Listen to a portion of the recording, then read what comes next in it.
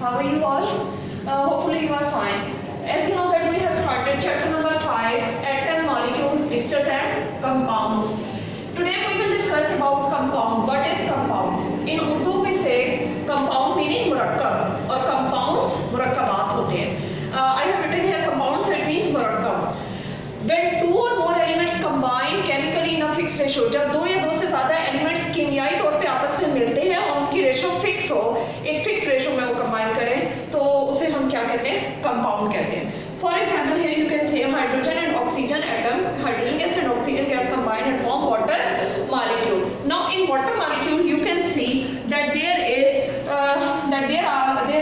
two atoms of hydrogen and here two atoms of hydrogen and one atom of oxygen. So from wherever you are getting the water, whether it is from stream, lake, pond or anywhere, जहाँ से भी आप पानी लेंगे, पानी के एक molecule में जो रेशो है एटम्स की वो 2:1 होगी. तो जब एलिमेंट्स जो है वो फिक्स रेशो में कंबाइन करते हैं केमिकली तो वो कंपाउंड बनाते हैं. तो वाटर जो है वो बेसिकली क्या है? एक कंपाउंड है. ठीक है. Now we will discuss its properties. Compounds can't be separated. In compounds, element cannot be separated easily. हम कभी भी जब एक कंपाउंड बन जाता है, जैसे वाटर बन गया, तो अब इसके एलिमेंट्स को अलग नहीं किया जा सकता आसानी से. Then properties of elements change when compound is formed. Like here you can say hydrogen element और ऑक्सीजन एलिमेंट कंबाइन कर रहे हैं और वाटर का मॉलिक्यूल बन रहा है, वाटर एज अ कंपाउंड बन रहा है, तो वाटर की प्रॉपर्टीज हाइड्रोजन और ऑक्सीजन से टोटली डिफरेंट होंगी. ठीक है. तो प्रॉपर्टीज एलिमेंट्स की चेंज हो जाती हैं जब एक कंपाउंड बन जाता है. Now the next one is mixtures. Now mixture mean amazing. Mixtures amazing. Mixture कैसे बनता है? When two or more substances are mixed in such a way that no chemical change take place. जब दो या दो से ज़्यादा चीज़ें आपस में इस तरह मिले कि कोई कीमियाई तब्दीली ना आए और कोई नई चीज़ भी बन जाए लेकिन कोई केमिकल चेंज आए, क्योंकि केमिकल चेंज एक परमानेंट चेंज होता है, एक मुस्तकिल तब्दीली होती है. तो ऐसा जो सब्सटेंस होगा उसे हम क्या कहेंगे? मिक्सचर कहेंगे. Now there are two type of mixtures, homogeneous mixture and the heterogeneous mixture. Homo mean same, एक जैसा, और हेट्रो मीन मुख्तलिफ. Homogeneous mean have uniform appearance, जो देखने में एक जैसा लगे. When we dissolve sugar in water, salt in water, तो जब वो डिसॉल्व हो जाता है उसके बाद वो सोल्यूशन हमें एक जैसी अपीयरेंस दे रहा होता है. It means it's a homogeneous solution. And the heterogeneous mean heterogeneous does not have uniform appearance. इसकी कभी भी एक जैसी अपीयरेंस नहीं होती. For example when you make salad at home, जब आप सैलड बनाते हो, इसी तरह जब ऑयल वाटर में ऐड करते हो, जब सैंड वाटर में हो, मड वाटर में हो, तो वो सारा क्या है? वो हेट्रोजीनियस मिक्सचर होता है. ठीक है. So there are two type of mixtures, homogeneous and heterogeneous.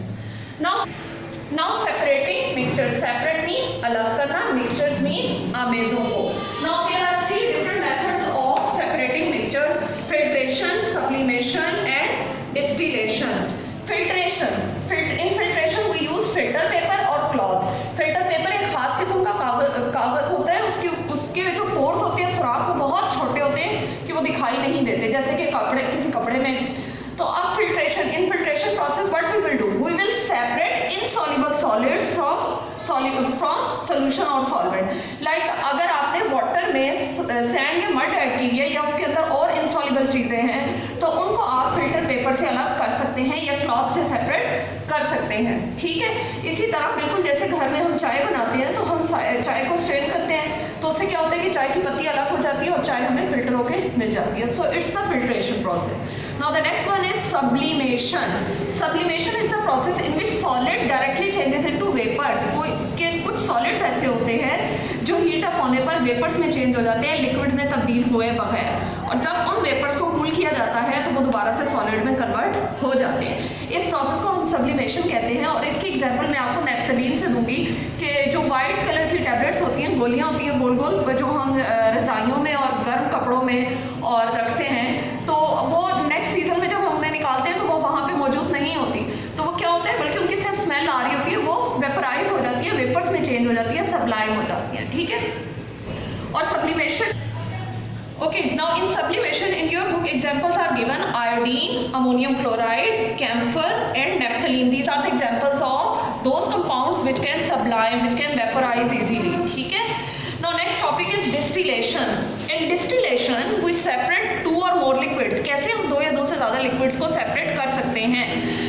इसमें ये करते हैं कि मिक्सचर ऑफ 2 और more liquids can be separated by boiling them at lower boiling point. बिल्कुल लो टेम्परेचर पे हम उनको बॉयल करना स्टार्ट करते हैं और उस तरह लो टेम्परेचर पे बॉयल करने से जो है वो हम 2 या 2 से ज़्यादा लिक्विड्स को जो है वो सेपरेट कर सकते हैं किसी भी मिक्सचर से, ठीक है, क्योंकि उनमें से जो पहले वेपराइज होगा उसके वेपर्स को कंडेंस करके या इकट्ठा करके हम सेपरेट कर लेंगे तो एक लिक्विड हो जाएगा, उसके बाद सेकंड, इस तरह करके हम लिक्विड्स को जो है वो डिस्टिलेशन में सेपरेट कर लेते हैं। और इसकी एग्जांपल बिल्कुल ऐसे ही है कि जैसे डिस्टिल्ड वाटर जो है वो हॉस्पिटल्स में यूज़ किया जाता है, इंजेक्शन में मिक्स किया जाता है इंजेक्ट करने से पहले।